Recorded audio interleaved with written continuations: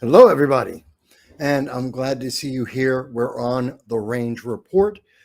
This is the weekly roundtable panel discussion, and excuse me. And I know normally you're expecting Frank Johnson to be here along with me, and he is here.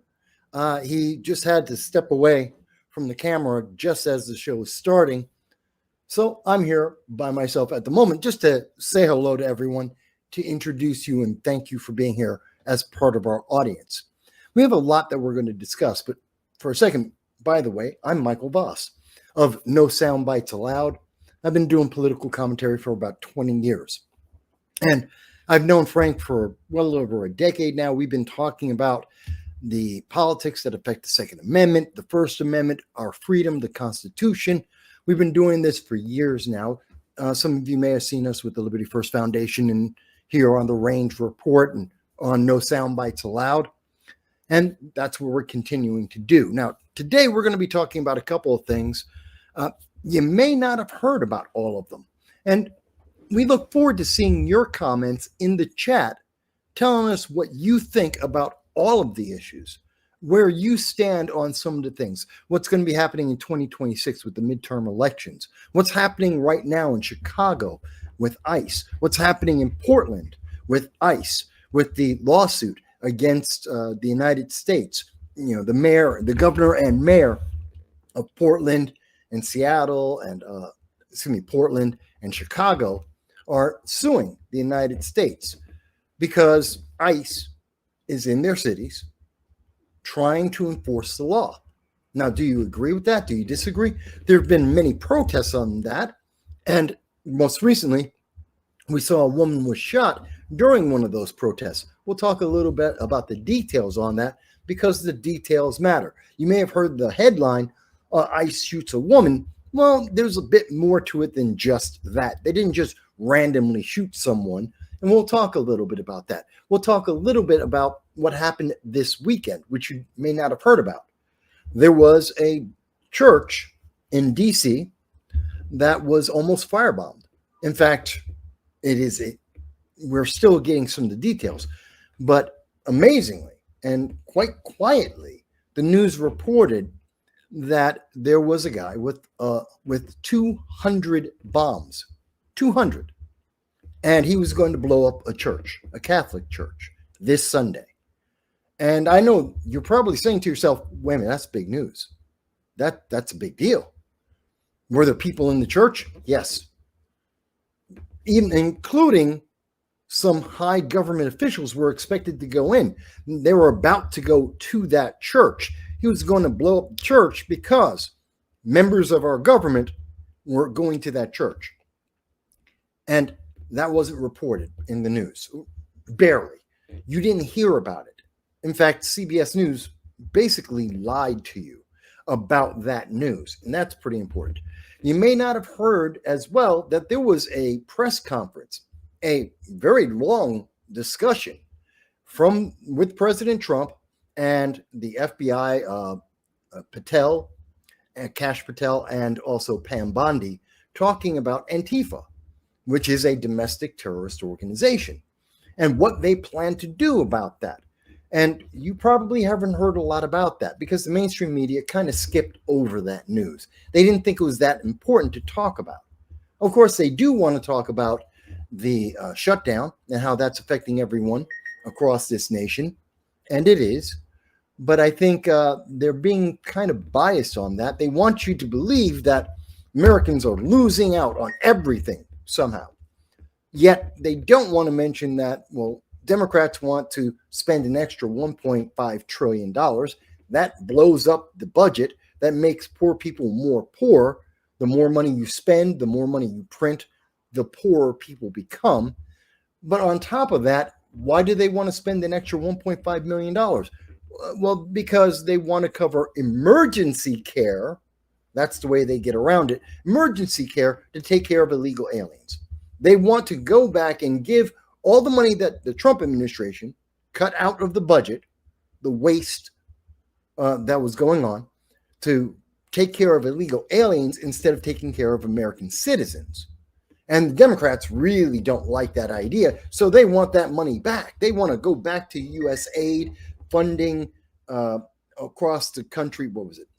They had trans cartoons. And the one that really got me, the thing that really got me, $3.6 million to teach gay prostitutes, male gay prostitutes in Haiti, how to cook and dance. Yes, this is what the Democrats want back in the budget. This is why the government is shut down right now, because Democrats want to teach gay male prostitutes in Haiti how to cook and how to dance.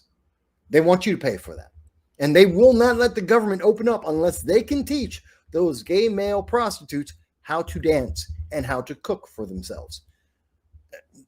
You would think this is something made up. This is in the budget. This is what the Democrats are fighting for.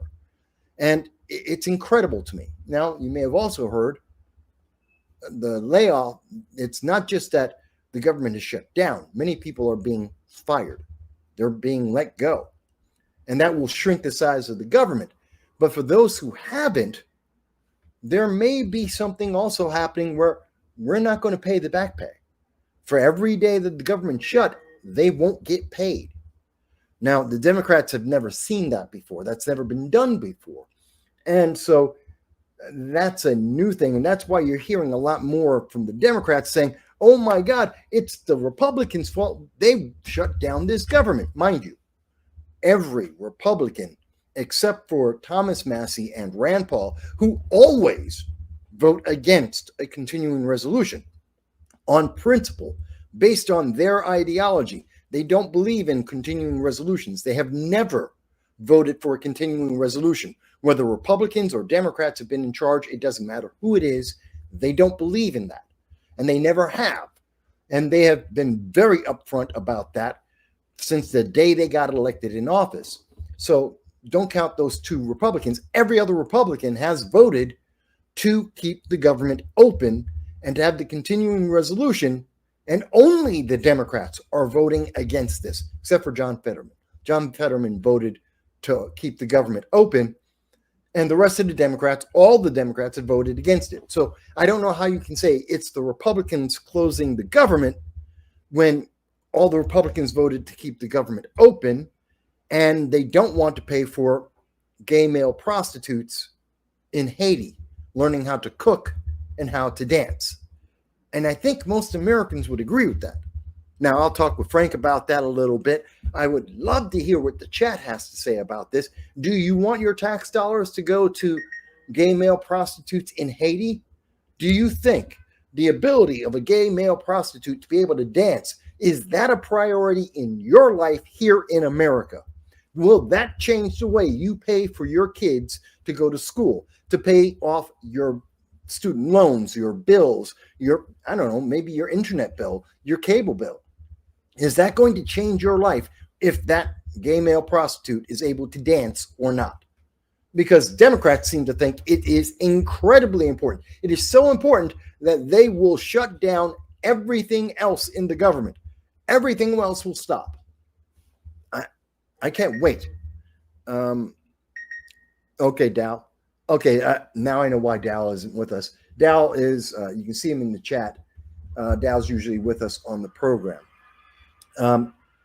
So you can see this is crazy. But I'm looking forward to seeing the news or the comments from Frank about some of these things, especially about the bomb. That I just found out about that today. It's something that was really hidden. And I think it's really important. Once we get and I'll tell you some more of the details about that bombing. I'll show you some of the details about what was said during the Antifa press conference, because Antifa, a domestic terrorist group, is actively fighting law enforcement doing their job, legally doing their job.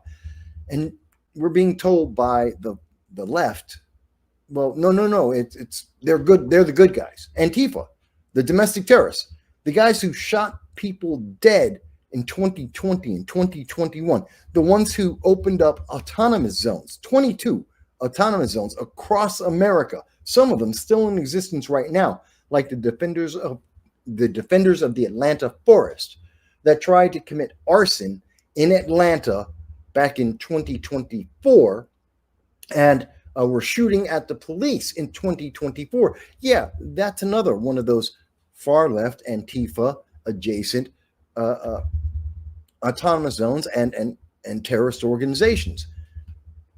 Does that sound like something that's about freedom? Where in the Constitution, where in the amendments did it say, hey, if you have a feeling and the government isn't living up to your feeling, you should burn down all of your neighbors' buildings? I don't see that in the Constitution. That's not one of the rights granted to us. You don't get to burn down City Hall, the fire department, the police department, your neighbor's house. You don't get to burn all that down because you have a feeling. But yet that's what Antifa does. And that's what many Democrats, many of the progressives want to protect. In fact, they think that's a good thing, and they think that there should be more of that. That's why you have Alexandria Ocasio-Cortez right now. She's trying to figure out, does she want to run for Senate and then run for the presidency in 2032? Or does she want to run for the presidency in 2028? That's the big question for the Democrats right now. Is AOC going to run, or is she going to wait a little bit and then run? Because she plans to run either way. And I don't know that's going to make America any better off, whether she runs in 2020 or 2032. I don't think she can win, and I don't think it's a good thing that she's even thinking that somehow she has this idea she could run and that she could win. Remember, you may not have seen this, but over the weekend, she was talking about how she, AOC, the congresswoman for the New York 14th district, she is the most important woman in her mind in all of Congress. She thinks that the government shutdown is all about her. And if she decides to get the Democrats to vote, then they can open up the government. She wants everyone to talk to her. This is called a delusion of grandeur. She is delusional to think that she has control over the votes. She doesn't. But she's going to say that anyway. Why? Because she wants to run for the Senate. And if she gets enough people interested, she'll run for the presidency. So she has to tell you that she's the most important woman and most important member of Democratic politics in the entire country. Whether it's true or not doesn't really matter, because she doesn't care if she's lying to you. She cares about whether or not you believe it, and will you give her money. That's the thing she cares about. All right. Dal asked, and by the way, Dal asked in the comments, that attempted bombing story, where was that? I'm going to tell you. We'll get into that a little bit, but basically, folks, I was just getting a few of the ideas that we'll talk about with my good friend Frank Johnson here on the Ranger Force channel, which I'm happy to be on. Gives you a little bit of an idea of some of the crazy things. I can't wait to see Frank's reaction. I know he wasn't listening to this, but I can't wait to see his reaction when he hears it. To tell you the truth, I was a little bit busy. For the folks that don't know, I was actually running an online auction just before we stepped into the camera. I covered all that. See, you didn't have to say a word. No one knew that you're over there trying to make some money. I know. Well, I feel that I have to explain myself too. So, but I was in the process of trying to pack up all the stuff that I just got rid of and trying to get it all done. And I was looking at the clock during the auction. It was like 7:58. 7:59. I said, "Holy crap! I got a show I got to do." So I tried to get here as quick as I could, but I didn't want to leave Lori with the burden of having to try and cover my ass for all of the stuff I was getting rid of. So I'm here now. Thank you, Mike, for getting us off the ground tonight. I really do appreciate that. And no, I did not have an opportunity to listen to what was going on. I tried, but I just couldn't.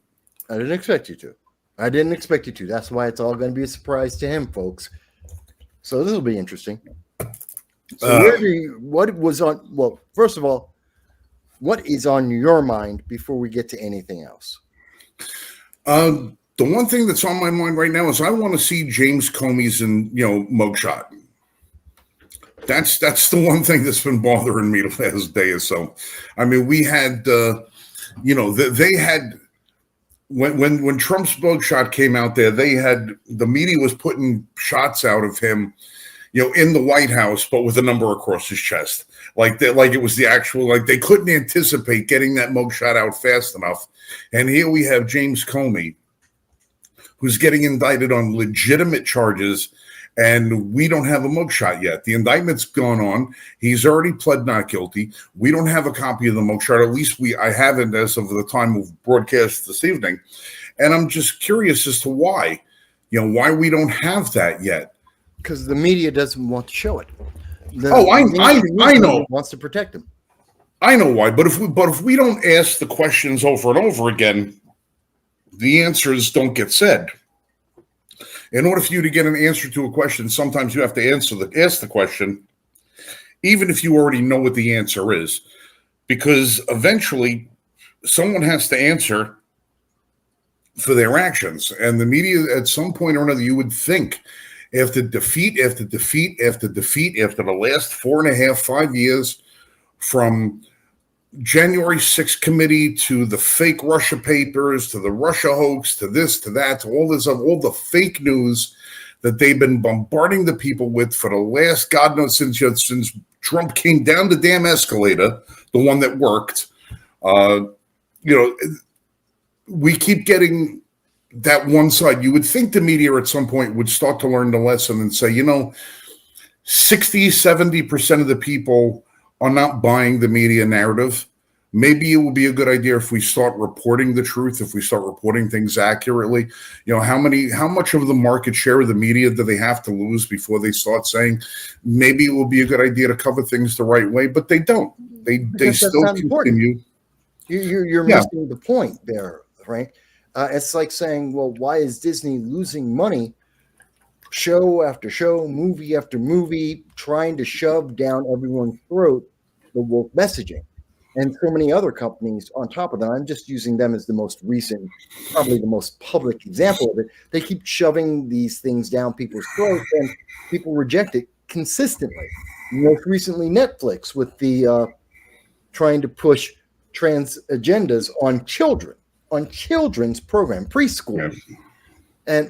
And their stock is being tanked because of that. Well, the answer to that is they don't care about the money. It's not about money. It's about the message. We heard this directly from BlackRock. And they said, you're going to have to change. You're going to have to force the change of people's lifestyles. You're going to have to force them to become progressive, whether they want it or not. And since he made that statement, which I believe was in 2019, we have seen consistently. That's exactly what every news media, the left-leaning news media, we've seen that in Hollywood and the TV shows, the movies. They're pushing this down people's throat, this propaganda, whether you want it or not, whether it's constitutional or not, you don't get a choice. This is the only option. It's basically, this is how they were trying to, we've seen this in elections, like with Google, just with what we saw with Joe Biden. The news came out last week.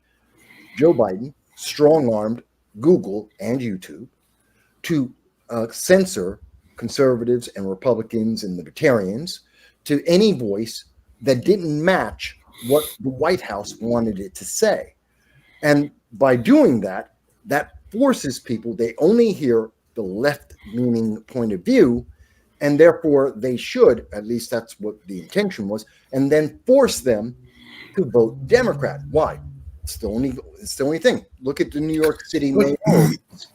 You don't hear about Curtis Lewa. A lot of people, I've talked to people across the country, they don't even know Curtis Lewa is in the race. He's the only Republican. He's in the race. He's been raising more money than Zoran Mandami, but they won't talk about him. They barely talk about Cuomo. They only talk about Zoran as if he's already won, because they want people to think there is no other choice. Either you vote for Zoran or you just don't show up and speak. You don't vote. And he wins by default. It's a setup. Does that make sense?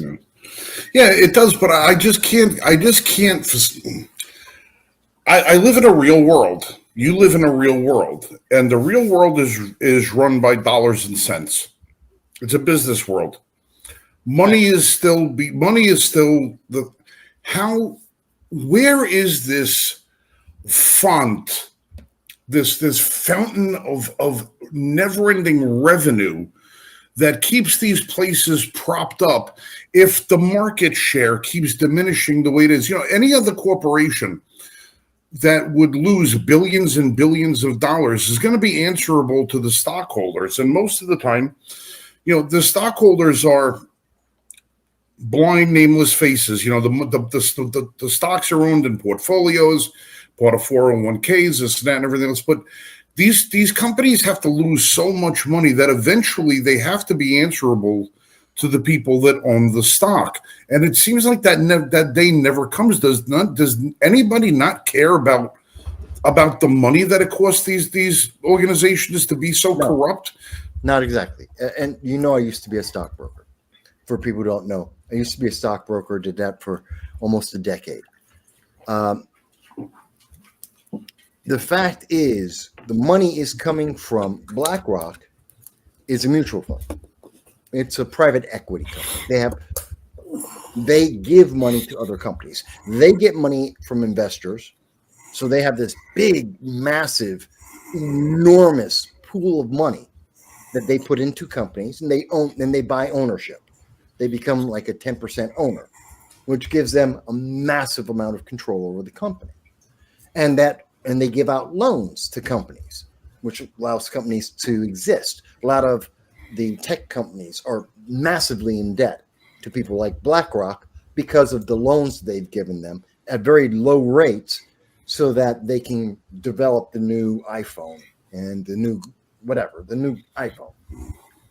And so those companies, Disney, Hollywood, such, they borrow money from these guys because they say, no problem. We'll take the money. We're not worried about you paying us back right away. We will give you extensions and we'll let, you can have financial trouble. It's all okay. And we won't hit your credit rating.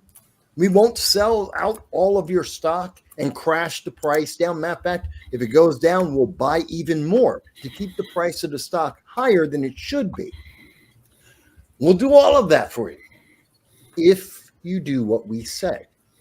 If your policy is woke. And if your policy is woke enough, then we will do all of that. We'll give you the money. We'll prop up your stock. We'll be part of your board. We'll make sure that no one can vote you out of your CEO, that you can't get fired. We will protect you.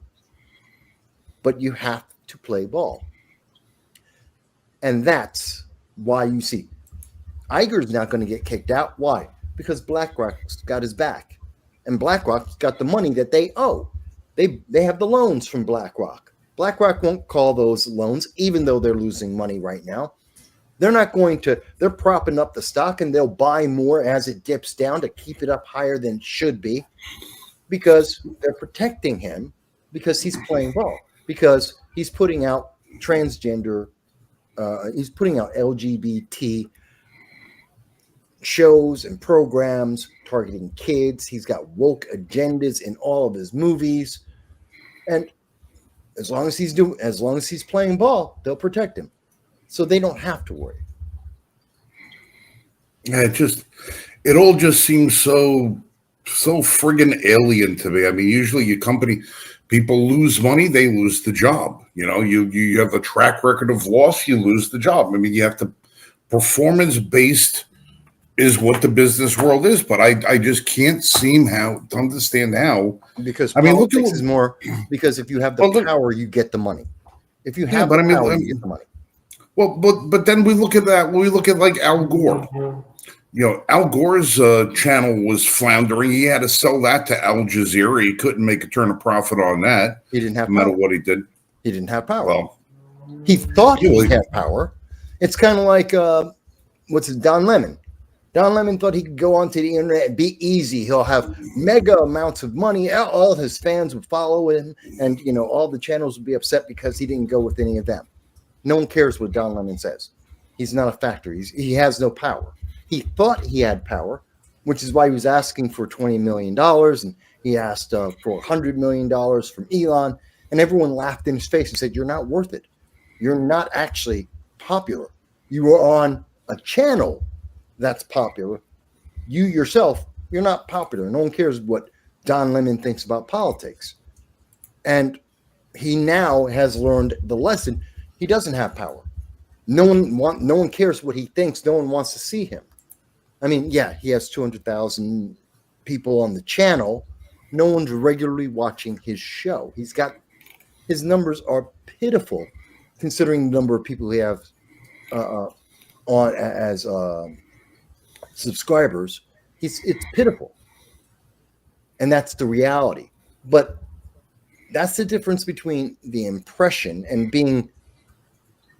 Going back to the thing about Disney, you're talking about a mega corporation, international. You're talking about BlackRock, a super mega corporation, very international, connected to the World Economic Forum. We're talking monies that go to governments, governmental levels of cash, which you can't top because they can just print more. So you can always, that's a never-ending flow of money. They'll just print more. And you can't compare that kind of politics and power manipulation to what most people think of as a regular business. The mom and pop down on the corner business that you or I might start, even a mid-sized company with 5,000 employees, nowhere near on the scale of things that we're talking about with these mega companies. That's why you don't hear about BlackRock being involved with mid-sized companies. They only deal with the top 10% of companies in the world. And that is more than enough to have their influence felt everywhere. It just seems to be such a, they talk about the gerrymandering districts as being a way to, have a disproportionate number of representatives, but it seems such tremendous disparaging of information, of power, it's just, it doesn't seem like a model that can hold up, and for some reason it does. But that's a short-term look. Short-term, sure, you can prop up. The Titanic was still sailing after it hit the iceberg. It kept sailing. So you could say, "Oh, well, it's not sinking." Yeah, it is. Just slowly. How long is? Yeah, but I'm saying, how long is this? How long can this continue to go on with these companies that continues? They lose the market share, they lose the viewer, they lose the viewership, they lose the ad revenue, they lose all the rest of this. They're losing the information age. Mm-hmm. How long can they possibly keep going on before they got to say, "Hey, you know what? This is just, we're not going to win this game"? Well, they will. Their point of view is they will win because they will be the only game around. So how do they do that? See, they just have to wait long enough till everyone else dies. Everyone else fails. Or they legislate everyone out of the way. So when the White House, when Joe Biden told Google to punish individuals and corporations that were saying anything that they didn't like, that is BlackRock. That's the same woke agenda. That's the same end goal. They're going to, they take away everyone else's voice, and the only voice you have left is the woke voice. So then you think, and you're supposed to think, and they've been teaching kids this, if that's the only voice you hear, then that's the voice you obey. You have no other choice. You only have the option that's given to you, not the option you want to take. That's what they've been teaching kids, the indoctrination in our schools. That's it. That's why they don't teach kids to critically think anymore, because then they would say, I have another option. Option 3 is whatever I want to do because I'm an American citizen. They're trying to breed that out of people, get rid of the generation. Our generation is one of the last generations that actually has the idea that I can go do it myself. I don't need the government. No, people are desperately thinking, no, the government can do it. Neil deGrasse Tyson, you've heard of him. He's the scientist. He's the guy that killed Pluto. Yeah, yeah.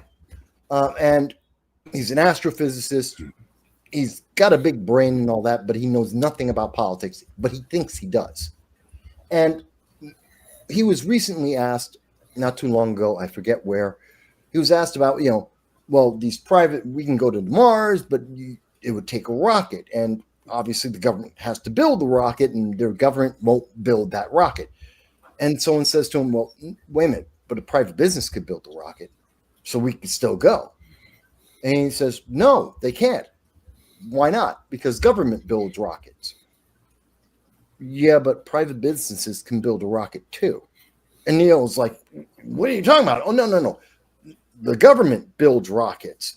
That's how we get to space. No one else can build a rocket. Now, you would say on its face, that's stupid, because we have proof.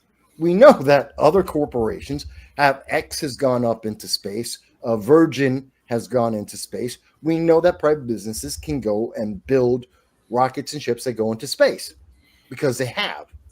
But according to Neil deGrasse Tyson and many people like him, and these are people teaching our kids, no, that's what government does. People don't do that. Government does that. And if government doesn't do it, then the option doesn't exist. And that's what they're teaching the next generation. So, yeah, the current generation and those a little bit older than us, they go into, Virgin Atlantic, they go into space. There's never going to be another Virgin Atlantic, because there's never going to be someone else who says, well, that's what I can do. I don't need the government for that. They'll never think of that. That's the scary thought. That's how they win. They just have to wait for the boomers and Gen X to die or get very old, and then they win. And they don't have to wait that long for that. Yeah, but they're going to be dead too. But what are they winning if they're dead? And how do they have? Listen, they have. The founding fathers have, unless heaven is real, or hell is real, or there's some interdimensional plane somewhere in between them, the founding fathers have no idea whether or not their grand experiment lasted or worked, failed, or succeeded. They have no idea. No, they were sure it wouldn't last this long. They were absolutely last this long. They all had predicted that every great creation, every great society would fail within a couple of 100 years anyway.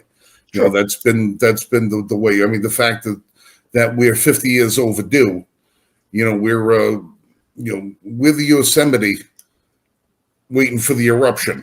We're well overdue for something to happen at this point.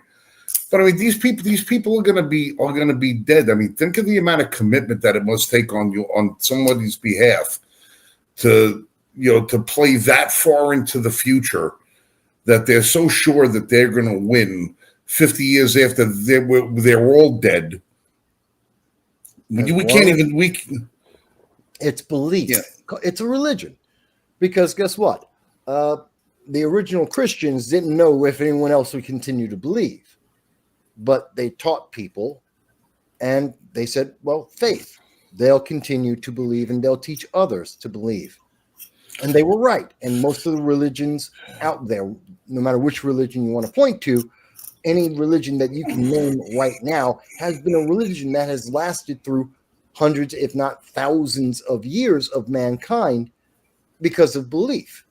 What they're pushing is another form of belief. It's another faith. It just happens to be a faith in a more authoritarian kind of government. It is a centralization of power around them and theirs. This very small clique of people who get to control. That's what they want, and that's what they're pushing for. And it doesn't have to be for me; it'll be my grandkid. But that's the thing that bothers me about it is that it's been proven time and time and time. No matter how many times we prove it, their ideas don't work for the masses. Their ideas only work for the select few at the top of the chain that wind up benefiting from the corrupt system they put in. See, everybody can benefit. everybody can benefit from freedom. Yes. Everybody can benefit from liberty. It's not going to be an equal distribution of wealth. It's not going to be an equal distribution of fairness, of, sometimes people make good, sometimes they don't, they don't make good at all, but you had the opportunity. The opportunity is what was there. That's where the fairness comes in, is that it's possible for anybody to do it. Their religion, it's only a select few that are going to wind up being in control. How is it that they managed to convince so many of them that they are going to be part of the power structure? Well, that they're going to be part of it.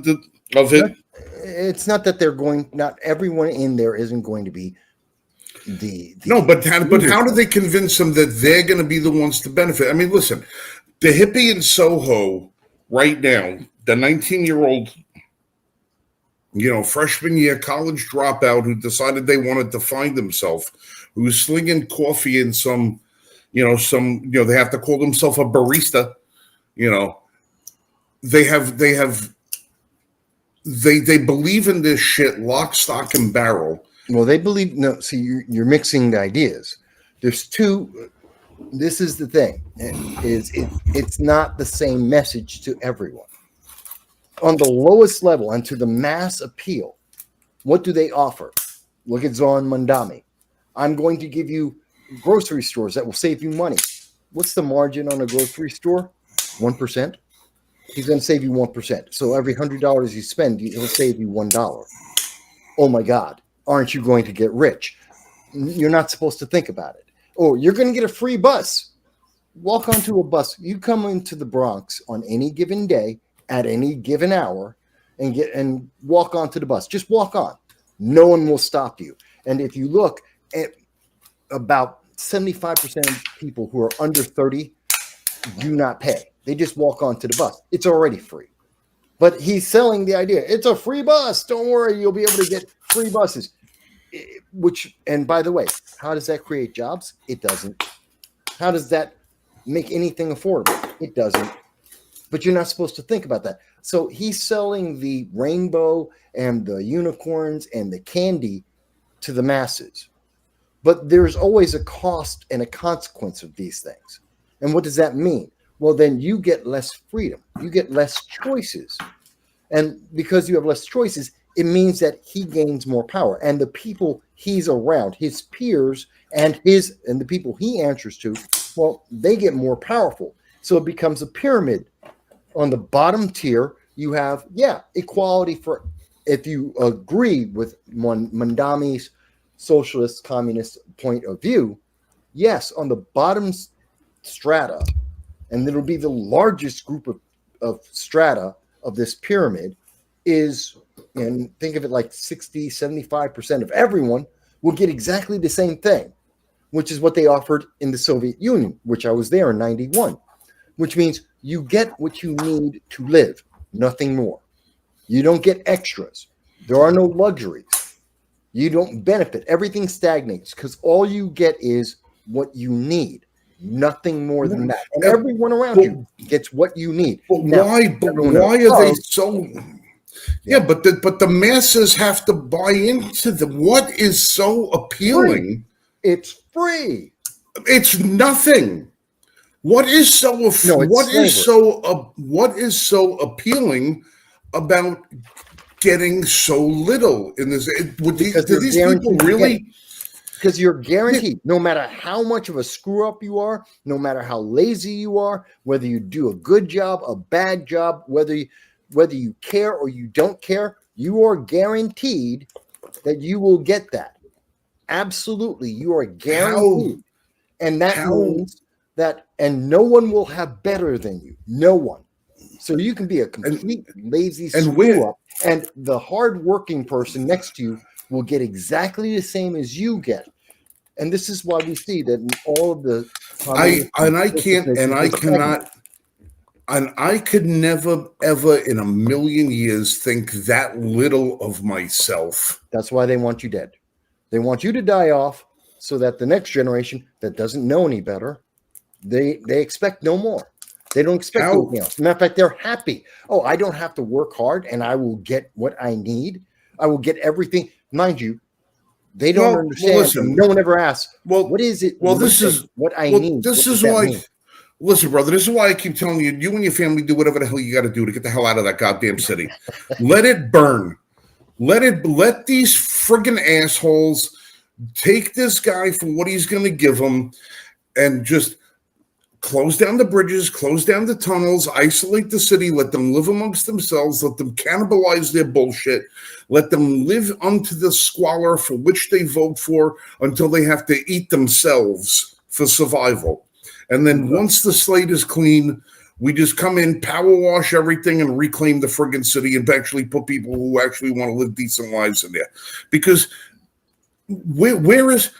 how are these people that are so about the science and so about, Darwin and all, they point to all this evolutionary, but everything that they believe in is counter evolutionary. It's counter survival. It's progressive. You're forgetting it's progressive. They've advanced beyond that. At least that's what they sell to you. That's if they were so far advanced, they could will themselves into a vagina rather having to have one surgically implanted upon them. Not for nothing. It really is a mental illness. It's an entirely different point. And that's why. My thought about that just is that, and I know many. I've known many long before it was a big deal. Before it became a political movement, I've known dozens of trans individuals, and I don't care. Oh no, I'm not talking every about. one of them were I'm not talking about the trans being mental illness. I'm talking about leftivism. All of the left. But this is why I said the Hillary Clinton don't believe 99% of the shit she spews. Every one of the beliefs it comes from the top of the leftist agenda is not things that they care about. They don't want equality for all because they don't want to be equal to anybody. They don't want to live by the same rules they want everybody else to be governed by. You're going to try. You're assuming. The left is going to promise everybody Section 8 housing, but I don't see Jerry Nadler living in a project. He never will, and he knows right. I don't see Barry Soetoro, whatever the hell his name is, real name. Soetoro. He's Barack Obama. Yeah, he's not selling one of his 4 mansions so that he could wind up being in a tenement. No, the top of the food chain of the left does not believe for a second in the promises they're making the people that they want to live under them. So why do the people who want to live under them believe these friggin' promises when there's absolutely never been one single successful example of this kind of society working? Because this time it will work. This time we'll do it right. Yeah, this time it'll be done right. It's a religion. It's a faith. They have belief that this time they'll get it right. This time they have it all fixed. It's a mental illness. There is something secular faith. It is a belief. But there is politics. There is something so empty and hollow about these people. There is something missing inside of their psyche that would drive them to believe this crap. Well, I don't know about missing, but I can tell you that, like almost everyone in politics is a megalomaniac. That includes me. We're all megalomaniacs to some degree. We're all narcissists to some degree, because you can't do the job without being somewhat megalomaniacal and or narcissistic. You have to have an enormous ego that can withstand slings and arrows from every direction, every day, all day long. You have to think you're great, and you have to think that you understand things incredibly well. Humble people are not successful in politics. In fact, they don't get elected in politics. Whether or not they're good and have great ideas, meaningless. They'll never survive because it is a pool of sharks that are feeding on each other and anything else that gets in the way. That's a reality of politics. I don't care whether that's left, right politics. I don't care if it's communism or capitalism. It's just the reality of it. So you have but when you add in this additional idea, which is a socialist progressive idea, which is meant to be a form of authoritarianism. It's not explained that way, but when you look at its consequences, when you look at what it costs, and then look at authoritarianism and you see it's authoritarianism. They just don't describe it that way. And as long as they don't have people asking questions, and as long as they don't have to explain the consequences, then it works. The people they sell the dream to buy the dream, and they get to live well. And as long as no one asks questions, it works. It's slavery. And slavery is something that has been in history, even to this moment. There are more slaves on the planet today than there have ever been in the history of mankind. But there's also less poverty in the world at this moment than ever before. People have been uplifted more than ever before. I know America we have so many of the progressive politicians, they love to say, oh, the poor black people are poor and they're oppressed and they're so bad off. Black Americans are some of the richest, most free, most least oppressed people on the face of the planet. There is no other community, nation, group of black people on the face of the earth that have more wealth than black people in America. There is no more upward mobility anywhere on the face of the earth for people of color than in America.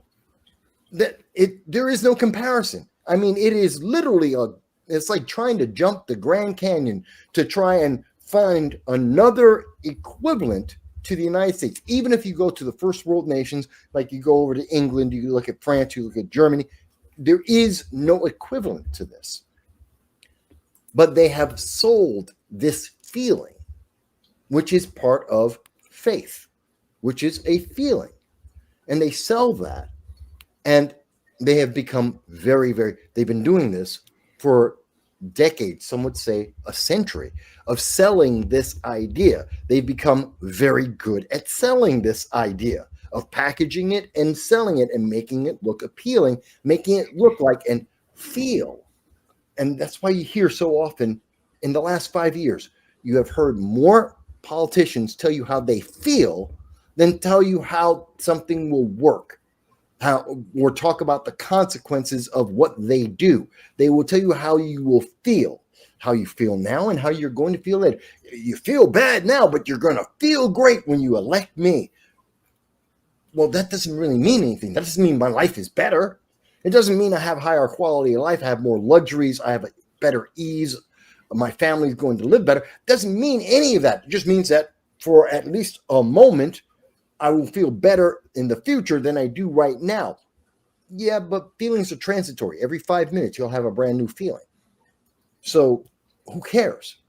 That doesn't mean anything. Doesn't mean you're going to be fed. Doesn't mean you'll have housing or the housing that you want or the food that you want or the people that you love will be the ones you will be able to marry. It means nothing. But they make people feel like it means everything. It's just salesmanship. And more and more politicians are becoming great actors rather than great politicians. And that's because people stop voting. You see, I don't want great politicians. I want great servants. I want people who are great at being a servant of the people, because that's what you're supposed to do when you represent the people. You're there to serve the will of the people in which you represent. Mm-hmm. I want people who do their job great and in representing the people in their district. That's what I want. Okay, but you know what you got? Right now, the government shut down. And we were talking about this before you came on. I was talking with the chat about this. But what you have is the government shut down because Democrats and progressives together said one of their must-haves, absolute must, they're willing to shut down the entire government and potentially harm 100 million people. And they're doing it because, in part, one of the things they want $1.5 trillion added to the budget, which is inflationary, which means poor people will become more poor. And one of the things that they must have is, I don't know if you've heard about this. This is true. It's a fact. They want $3.6 million. You're going to love this. To teach male prostitutes in Haiti how to cook and dance. Well, here's the thing, Frank. Are you going to now go out to your politician, to your Republican or Democratic politician, and tell them you must vote for the Democrats' bill, add 1.5 trillion, make me poorer, literally more poor the moment you sign this bill? I want you to do that. Make more inflation so that some gay, well, I won't even say gay, male prostitute in Haiti will be able to learn how to cook. You want your gay male Haitian prostitutes to be as well-rounded as possible. To be fair, I can't say they're gay. The bill doesn't say gay. It says male prostitute. But most male prostitutes are gay. Well, that's at least the clientele to which they serve. And if you're participating in that activity, your proclivities are going to lean that way. So I'm pretty sure that you're not going to be offending anybody or at least not anybody who gives a shit. Well, you're not going to be, but But then again, I can't say you're not going to offend anybody because people are offended at oxygen these days. They're offended at every goddamn thing. Right. They're so fucking insane. But seriously, that's what the shutdown is about. Yeah, the shutdown is so that the illegal aliens, the Democrats, even though they in 2019 said every Democrat running for president said they're going to give money to illegal aliens so they can have health care paid for by you and me, the taxpayer. Even though they said that publicly, they made that policy, they can't do it by law. So instead, and this is in California, what they did in California, one of the largest states for illegal aliens, is when the illegal aliens come into the doctor, they have an emergency visit, and they're characterized as an emergency care for a non-citizen. They don't ask for more information than that because they don't want to have to report it. So the money is going to illegal aliens, but it's emergency care. It's not Medicare. They're not going to give them Medicare. We just have to have more emergency care. By the way, California has 35 times more emergency care for non-citizens than any other state in the nation. 35 times. But it's not because of illegal aliens. Don't misunderstand.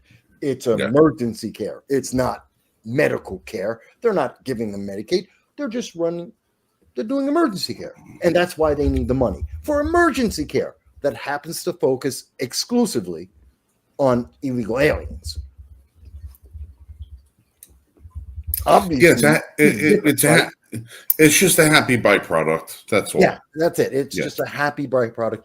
You can't be confused by that. And but obviously can't be enough of, no one is such a bigot that they wouldn't want a male prostitute in Haiti. The question I need to know is, okay, what culinary school will they be? Are they going to learn Italian dishes, French dishes, Portuguese, Russian? What is the nature of the delicacies that are going to be prepared by these Haitian male prostitutes?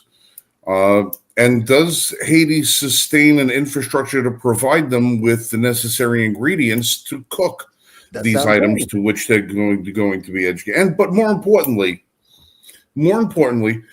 what style of dance are we talking? Sure it would be something like ballroom dancing, of course. Oh, is it going to be ballroom? Is it going to be Fosse? Why not? Because the Fosse stuff is pretty funky, especially the stuff from the 60s. Well, I would imagine it would be ballroom dancing, but does it really matter?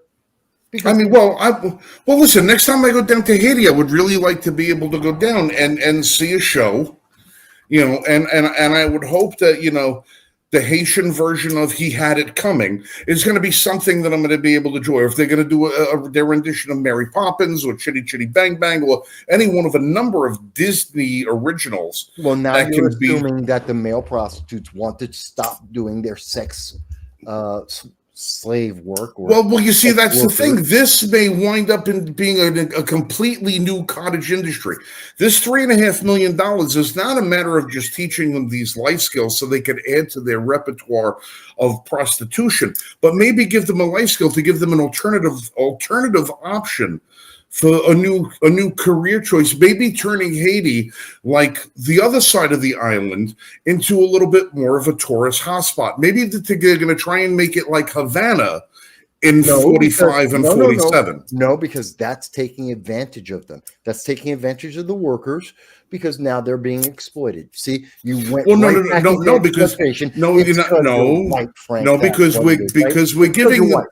Just saying. No, it's because we're not giving them an opportunity. We're allowing them to expand on the ownership of their own culture and island by incorporating some of these into their repertoire. That is your white. They would say this is your white privilege speaking, Frank. It's you don't understand that is about exploitation.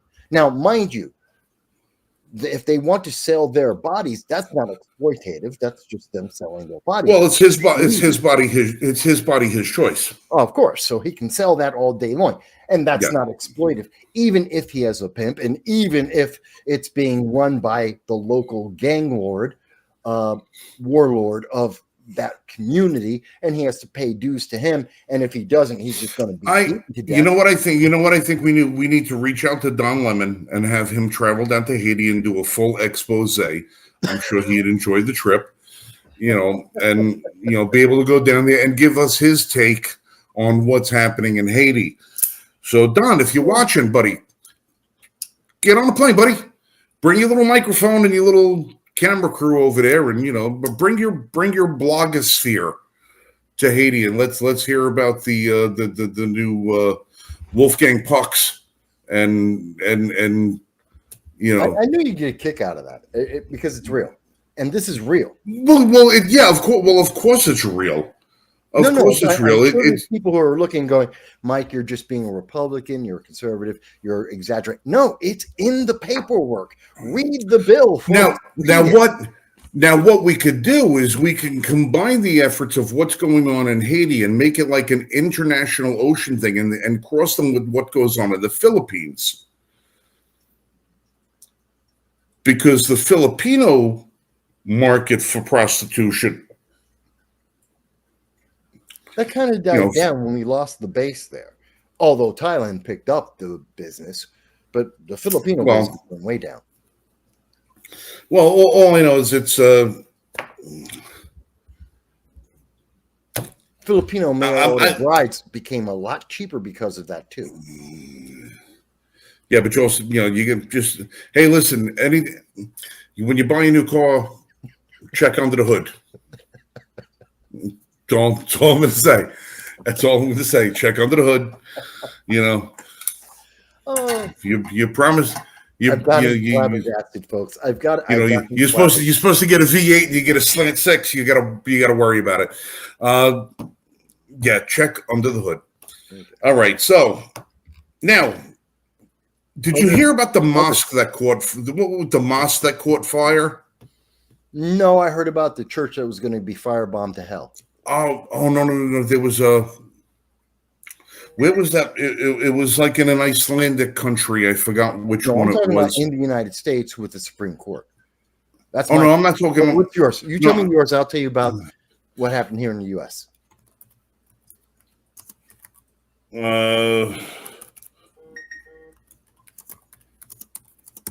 I feel like somebody else that I didn't actually get a chance to do this thing. There was a mosque that was set on ablaze, and this is a historic mosque. I believe it's actually in Spain. Okay. All right. This is one of the oldest mosques in Spain. It was built to commemorate part of the conquering of that country by the order some 800-900 years ago or something like that. And naturally, it was going to automatically deemed that it was going to be a quote unquote hate crime. It was going to be the people over there finally, I've had enough of these Muslims in my country, and we're going to set fire to their church or their mosque, and we're going to chase them out of there. I could see the stoking of the fires beginning to try and get the European people all, excited about it. And then it turns out it was one of their own parishioners that set the fire. Yeah. Okay. Yeah. Apparently it was a difference in sects, not sex. SECTS, sect. Which sect of that religion you happen to belong to? Is Sunni. Yeah. Shia, Sunni, all the rest of that stuff. Yeah. Well, in any event, he has this 100-year-old mosque that's burnt to a cinder, and what a raging blaze of fire that was to see. And you could see, the British media. Because of course the UK media is going to be the one that winds up leading the story on that, because the British media is like the CNN of Europe. Yeah, whatever British media covers, the rest of they rush to get the story out there quickly. Like, you set a blaze of fire. Wait, it's a Muslim? Oh, shit. It was like the balloon got deflated so quick. Like the story died faster than the fire got put out. It was so quick that it happened. And it's reminiscent of every time we have one of these shootings in this country, and it's like the media clamoring and waiting with bated breath to just hope that they can find a donation to the MAGA movement in the guy's tax records. They want to, and it's, another tranny. Shit. It's that's what that story is. It's like every time now that there's something that happens, the media is actually waiting 10 seconds before throwing the first dart. That's not new. That's not a new thing. They've been doing this for a while. And they would always instantly. Same thing here. You get two. One black guy kills another black guy. How's this Donald Trump's fault? That's how the media looks at it. It was as soon as it was, whatever it is, it's how it doesn't matter what the story is. You're gonna blame Whitey. You're gonna blame Trump. It's gonna be conservatives. It's gonna be this. It's gonna be that. Now it's like they're being forced now to actually take 10 seconds before they jump to that conclusion, because now they've learned that it's better to kill the story, kill an important story before they're proven wrong on it. They would rather kill it and not report on it than have to print a retraction on it. And they've been retracting 95% of the stories they've been talking about. They don't care about retraction. No one reads retractions. It's the fact that now people are so adept at the internet. Everything's alive on the internet, that someone will find it and show them up and show their bias. And more importantly, they gain traction on it, and they lose political power. It helps to weaken their political power when they're forced to admit the truth wasn't the story that they pushed initially. So it's just a matter of maintaining their power base. That's why they don't want to tell the story the way that they have been for the last decade. But that kind of is like what happened to an extent here on Sunday. And I guarantee you didn't hear about this story, because no one in the nation really heard about the story. It was covered by CBS. On Sunday, CBS covered the story that a man was arrested for having a firecracker and a what was this? How did they word it? A firecracker and a Molotov cocktail in front of a church. That's how CBS described the story on Sunday. That's a fact. I have a link to that story. I can show it to everyone if they doubt it. They said A man was arrested at a church for having a firecracker and a Molotov cocktail. He was arrested by police. That's what they went with. Now, today, several news stations came out with a little more detail, just a little more detail. By the way, the story's still not national. They're not going to tell you. It just so happens that the man, who's from New Jersey, southern New Jersey, as a matter of fact, is a leftist. Right. And we know this because he had a manifesto that he gave to police. All right, but 1 second. Did you assume his gender? Did you assume his gender? No, he's okay. Male. Okay. He's definitively male, but he's also definitively leftist. And he had a manifesto that he provided to police to make sure that this was clear. He isn't at a church. He happens to be, he set up a tent on the stairs of the church in Maryland where members of the Supreme Court go to pray on a regular basis. And in fact, that's this Sunday, they were going there for what's called the Red Mass, which is the first mass after the start of the Supreme Court session in October. And they were expected to, at least 2 members of the Supreme Court were expected to be there, if not more. And it was only because police found this guy and found out what he was doing that they stopped the Supreme Court from coming. So already the story's just a little bit different than what CBS happened to say. Now you might say, well, Mike, why didn't the police just pick him up in his tent and he's gone? I mean, he has a firecracker and a Molotov. Who cares? Not quite. Let's slow down there. CBS didn't quite get that right. You see, the guy had 200 bombs. Let me say again, 200 bombs, including methyl nitrate. Methyl nitrate, which was used in the Columbine, not the Columbine. Well, you said ammonium. I think you mean ammonium nitrate. If that's the one that you, it was. It wasn't ammonium. It was the bombing of the Murrow building. It was the bombing of the Murrow building in Oklahoma City. Was ammonium nitrate. I think it was Oklahoma City. So he has the nitrate, which is on the bombs. He has 200 bombs. 200 bombs. Many of them are fire bombs that are set, and he's there. And he's telling the police that if they come and try to get him by force, he's going to set it off, and it's going to kill a bunch of them and take out the church, which he wants to take out anyway. And he wants to kill the Supreme Court. And he wants to kill the ICE agents. And he doesn't like Trump. That's all in his manifesto that he forced the police to take, because he said, if you don't take this, I'm going to blow it up. So here's my manifesto. It is the list of all my demands. You have to do that, or I'm going to blow up the church. By the way, people are in the church. Parishioners are praying in the church at the moment that he's out on the steps. The Supreme Court were coming later.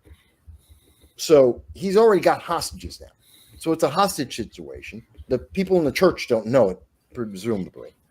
And this is happening out in front, right in front of the doors to the church, potentially being able to blow up the entire damn church. So he's got a butane lighter, the police sergeant who's trying to negotiator with him, and he's got the book, and he promises, I'm going to read this book. I promise I'm going to read the book, because obviously the guy's like, if you don't read the book, I'm just going to blow it up, kill you and a couple of other cops and the church. So he's like, I'm going to read the book, and I'm going to read it right here in front of you. And they're looking in, and they can see multiple bottles, multiple incendiary and explosive devices. This guy isn't screwing around. Okay. And it has been confirmed since by the FBI. Yeah, these are bombs, not firecrackers. He had bombs and fire bombs. Okay. And the reason why this stopped, no one died. And the reason why no one died, you ready for this?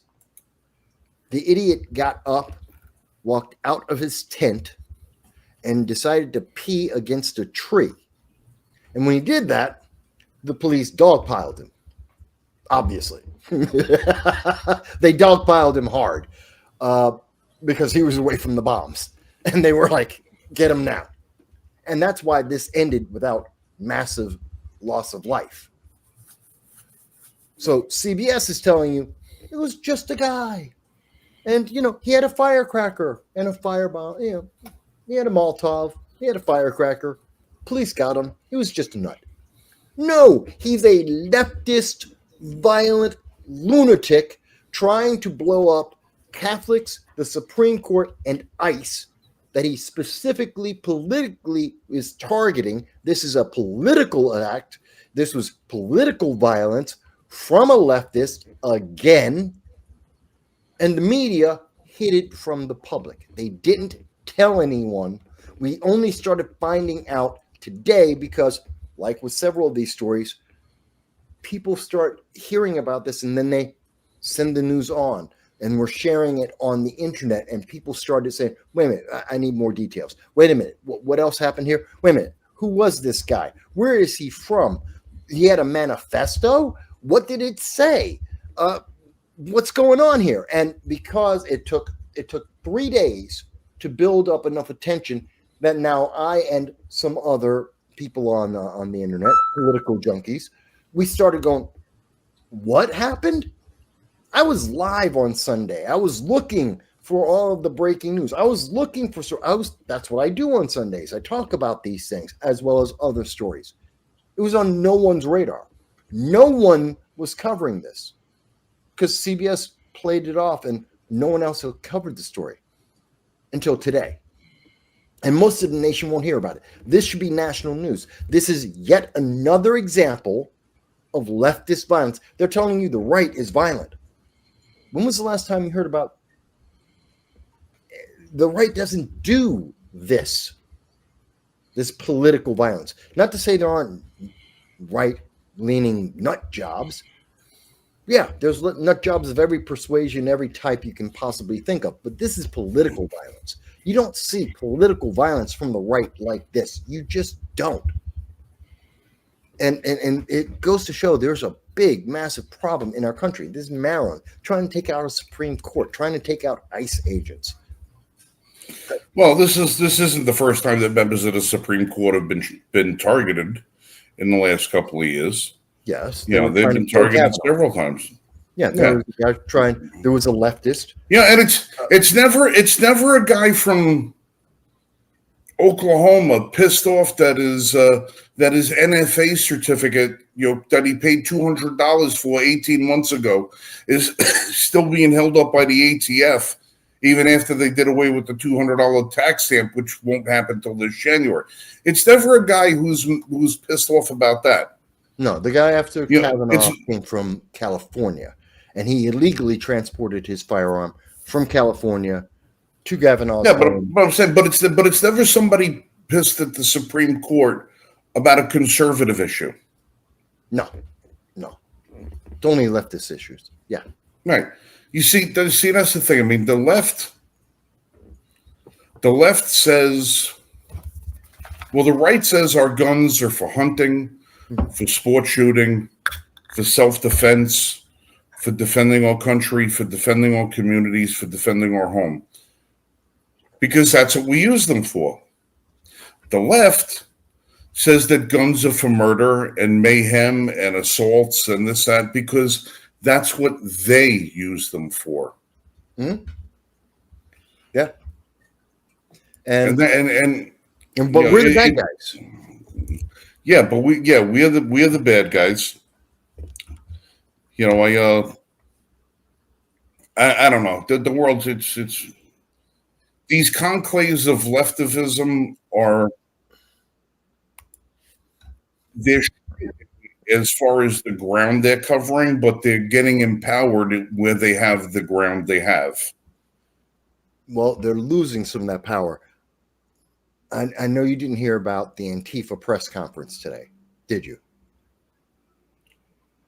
They know how to have a press conference? No.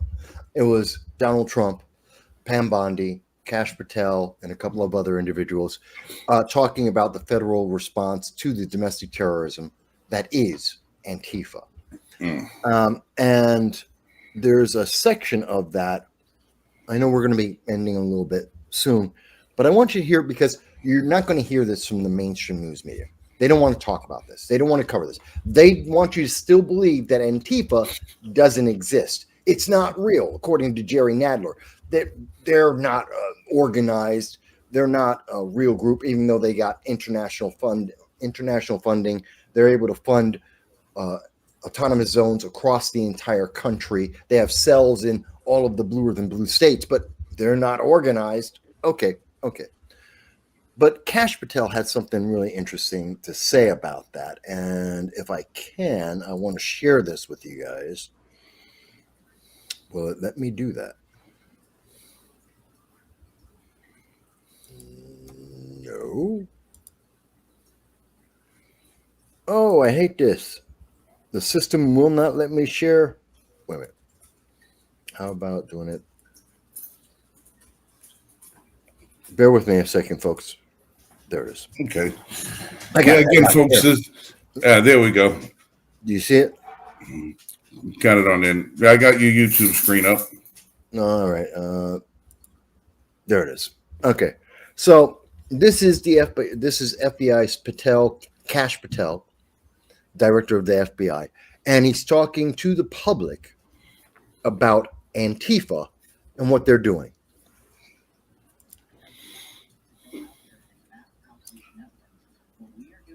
We got to get some volume up on that.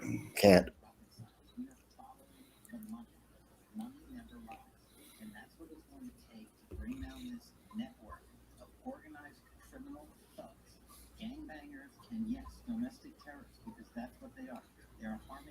Citizens in every single one of our communities. And the folks you see here on the right and left are some of the greatest men and women we have today. They're recording the stories live time because the mainstream media won't cover it. They're putting their lives on the line. They're standing up for the flag. The least we can do. You're on to something. And so you have my thanks. I read more of your stories than I do theirs because you guys are putting out the truth. And we deserve a country where you are protected equally as they are. We, in this FBI, will go after with the criminals with a vengeance. We will not rest until we find every single seed, money, donor, organization, and funding mechanism that we have. And I want to echo the Secretary's comments on Scott Bessent, who's allowing us to map out these networks through their financial criminal activities, which has been going on for decades. They know. So that's the share. So I'm done with that. You can close it. And most people aren't going to hear this. Antifa they know. The money's been there for decades. They have the networks across the country. They have been infiltrating our government, and they are threatening American citizens, and we're going to see an end. According to the left, doesn't even exist. Yet, we have seen members of Antifa kill people. We've seen the autonomous zones. We've seen the fires. We've seen the impact. And now we have a money trail. And people at Antifa, I know of at least one professor it's been reported, at least one California college professor who was a publicly known member of Antifa left the country because they didn't want to get investigated and also interrogated to give up their knowledge. They're running. That's the good news, folks. Antifa is getting weaker by the day because even though we're told we're the bad guys, even though we're told every problem in the universe is Orange Man bad, they are still doing the right thing. As much as Chicago and Portland are fighting, Chicago and Portland are fighting the laws created by Democrats, and they're fighting for illegal aliens, not for you. They're fighting for the illegal aliens to use your money, to live off of you for rewarding crime. They're rewarding crime in Chicago and in Portland, and they want you to vote Democrat because they're rewarding the criminals, even as we see our government is trying to find the full extent, a decades-long web of money and evil in our nation. So, not all bad news.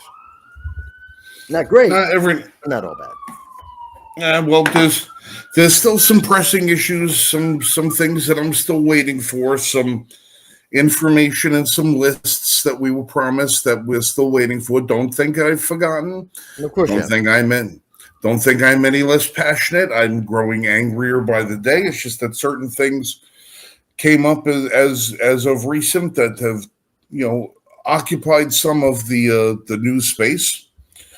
Some good, most bad, but have not forgotten. And still quite annoyed by the fact that we're still in limbo after the charades that we were put through. But just annoying the living hell out of me. Some of this stuff. Let's see, what is the last things that we trying to look. All right, so more church attacks. Danny Richards unfortunately texted me, wasn't able to stump in tonight. Government shutdown. Just a word on the government shutdown.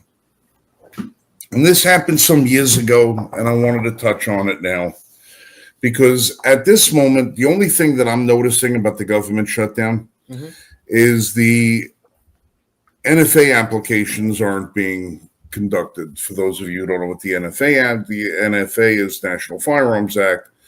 The things that had machine guns and suppressors and short-barreled rifles and shotguns, all the kind of things that you have to pay a $200 tax stamp. Well, we got rid of the tax stamp, but you still have to file for it. And now we're still got to go to court because if you're filing for it, you're getting a permit. It means there's a record of it and those kinds of things. They're not supposed to have a database. And without the tax, it nullifies the law, so it's unconstitutional. We're taking that to court. However, in my world, the only thing that I've noticed of the government shutdown is that those applications are not being processed at the moment because they're in addition to, I guess, as far as the ATF and NICS looks at it. NICS background checks are still being done, so we're not really worried about that. There have been some hiccups in the system, but that's the only thing that I'm saying.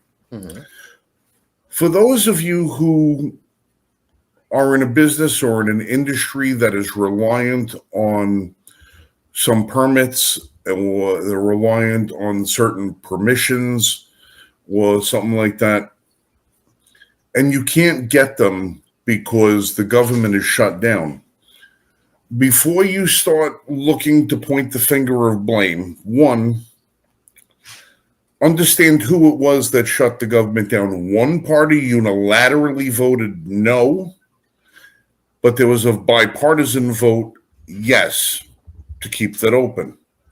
So keeping it open is not a Republican fault. It's the fault of the Democrat Party and Chuck Schumer, who shut the government down. But more importantly than that, aside from casting blame and who you are going to be told to blame, which are going to be Trump and the Republicans, when you find yourself at an inconvenience because there's something that you cannot do because the governmental office that you need to contact is not open at the moment because of the shutdown, and you're in a 2-week, 3-week, 4-week delay, however long it would be, ask yourself, why the hell do I have to go through this government agency to get a fishing permit? Why do I have to go through this federal government agency to get this license or that license or this exemption or this permit or this and that? And start asking yourself why these things that you can't get are not, well, one, why you need to get them in the first place, but two, if you do need to get them, why isn't it not in the purview of the state from which you reside and do business in, that they're the ones that are the issuing authority for such things and not the federal government? When you start to see how many offices of the federal government are closed because they're not essential, you have to ask yourself, what the hell are we doing with them anyway? If they're not essential, they don't belong. And that's the conservative point of view, is to say, why is government so big? Why is it such a bureaucratic machine that you have to turn people into grease in order to keep the machine working? And what I mean by that is the machine eats us alive and destroys our lives and our livelihoods so that it can keep itself fed and lubricated. All of these non-essential things, they're not in our founding documents. Why do we have them? Why do we need them? Why are we paying for them? And why are we beholden to them that our lives have to come to a standstill because government assumed authority that it did not have over part of our lives that people voluntarily gave up? It's time to take some of that control back and put it at the state and local level rather than in the hands of the federal government. And then if the federal government wants to shut down, who gives a shit? Let them shut down forever. As long as they got the military functioning and get the few minor things that government is actually responsible to do, we don't really need a whole hell of a lot from them. So, like you said, for you guys up in Alaska that are trying to get you fishing permits and you can't, ask them why you aren't going through the state of Alaska to get them. Why do you have to go through the government to get them?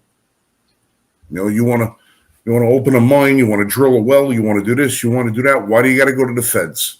You should be going to your state or at least your local municipality, if you should have to go at all. So with that, I'm gonna cut loose because I'm freaking exhausted, and the only thing I ate today was 4 slices of toast with some butter and jelly on it. I'm starving. That's not good for a big man like you, Frank. No, I've been trying to cut down, but not like this. I've been trying to cut down by choice, not because I just simply forgot to eat. It's not forgetting to eat's not a good thing. No. It's 9:34. I still might be able to get over to Jersey Mike's and have them make me a sandwich before they close. I think they close at 11. Who knows? All right, listen. All right. Plug the show. Tell us what to do. All right. Every Sunday and throughout the week, you can go to No Soundbites Allowed. I do political commentary. Been doing it for 20 years. That's why I make it sound so easy to talk about these things. And I invite everyone, whether you're left, right, you're third party, libertarian, whatever, go right ahead. Come on down. I'm always open to any question, whether you agree, whether you disagree. If you want to just know more, ask me. If it's an issue that's happened in the last 40 years, I probably know about it and can talk about it. I don't really get stumped very often. It's kind of hard to do. But again, every Sunday at 2:30 p.m. Eastern Standard Time is when I do my big show. That's when I do about 5, 6, 7 hours, somewhere in that range, of just talking to you guys about all the issues and the consequences of all these things that are happening that are affecting us all across the world. It's an international show, reaches over 100 different countries, and I invite you to join us this Sunday, 2:30 p.m. Eastern Standard Time, and you can check out the channel for all the stuff I do throughout the week as well. And if you guys want to throw me a good word every now and then, jump over to the Range Report over on YouTube and say hello. How do you do? Like, subscribe, hit the bell, and all the rest of that good shit. You could also find me over on Rumble, as I'm trying to get stuff migrated over there. Now, here's part of the problem. I now have to go start shooting at an outdoor range because I am not going to spend the kind of money I was spending at the indoor range so that I can go over there and shoot targets in the middle of the night when nobody else is there. I'm going to actually have to start doing it outside. And the next couple of months, I am so overwhelmed schedule-wise. I have more stuff going on than I could possibly think about between personal lives, family matters, weddings, this, that, and everything else. We got SHOT Show coming up and everything else. Plus, the Alpha Challenge is still looming large over our heads. And with that, I am flying to Texas on Sunday. I got to go out to go see a friend of mine who is, I'm hoping, going to love the idea of the Alpha Challenge so much that he puts the weight of his gigantic company behind it and hopefully gives us one big sponsorship run, because he has a facility that is going to be perfect for Alpha Challenge Part 2. So we're going to also try and convince him to use his facility for the next time that happens. I think he's going to love the idea. He's a very forward-thinking, inclusive gentleman, and hopefully on Wednesday when we come back with the show, I have some very good news for everybody. So give me some good thoughts with that. And until then, you guys be safe. Shoot straight, and we will catch you next time. Same bat channel. No Robin here. He looks funny in tights. Have a good night, everybody.